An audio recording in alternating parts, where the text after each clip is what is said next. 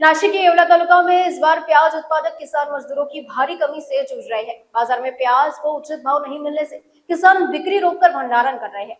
मजदूर न मिलने पर पूरा किसान परिवार खेतों में उतरकर प्याज निकालने और सहेजने में जुटा हुआ है।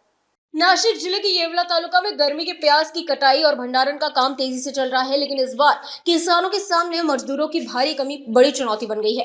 बाजार में प्याज को अपेक्षित दाम नहीं मिलने से कई किसान फिलहाल फसल बेचने के बजाय भंडारण का रास्ता अपना रहे हैं। हालांकि भंडारण प्रक्रिया के लिए पर्याप्त मजदूर उपलब्ध नहीं होने से किसान परिवारों को खुद के खेतों में उतारना पड़ रहा है। महिलाएं, बुजुर्ग और बच्चे भी प्याज निकालने, सुखाने और भंडारण के काम में हाथ बटा रहे हैं।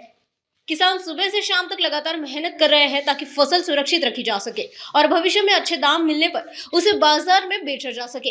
किसानों का कहना है कि मजदूरों की कमी से लागत और मेहनत दोनों बढ़ गई है। काही क्षेत्र आहे ते ऍक्च्युअली प्रत्यक्षामध्ये महाराष्ट्रामध्ये खूप घटलेलं आहे, कारण की जे काही वातावरण जे काही आहे निसर्गाचं ते अतिशय लहरी असल्यामुळं आम्ही 5 एकर कांदा लावला होता। 5 एकरमध्ये 15 हेक्टरला फक्त कांदा यावर्षी निघाला आणि याचं वालं वैशिष्ट्य असं झालं की यावर्षी लेबरचा इतकी मोठी अडचण आली की मध्य प्रदेशमधील लेबर लगन सराईमुळे आणि उन्हामुळे दमच धरायला तयार नाही आणि स्थानिक लेबर तर कामच करत नसल्यामुळं या ठिकाणी शेतीचं जे काही काम मजुरांचं नियोजन कसं करावं तेच कळत नाही।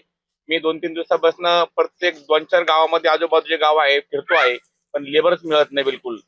त्यामध्ये जे काही शासनाने मजुरांना जे काही योजना दिल्या, लाडकी बहीण असेल, स्वस्त धान्य दुकानामध्ये जे काही रेशन मिळत असेल, त्याच्यामुळं मजूर उन्हामध्ये काम करायला कुठेही तयार नाही आणि त्याच्यामुळं शेतकऱ्याला इथून पुढे स्वतःच काम करावं लागेल शेतामध्ये। त्याच्यामुळं आम्ही हा जो काही कांदा निघालेला आहे तो स्वतःच संपूर्ण कुटुंबाच्या माध्यमातून आम्ही या ठिकाणी भरत आहे।